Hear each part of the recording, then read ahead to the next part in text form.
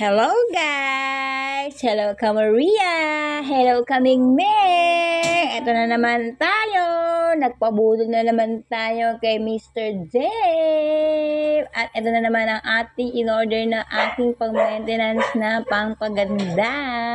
Kahit hindi naman tayo gumanda, charot lang. Pero nag-glow naman ako dito sa Glow 190. Ito ay nakasil kong nabili. 190 lang siya at free shipping siya.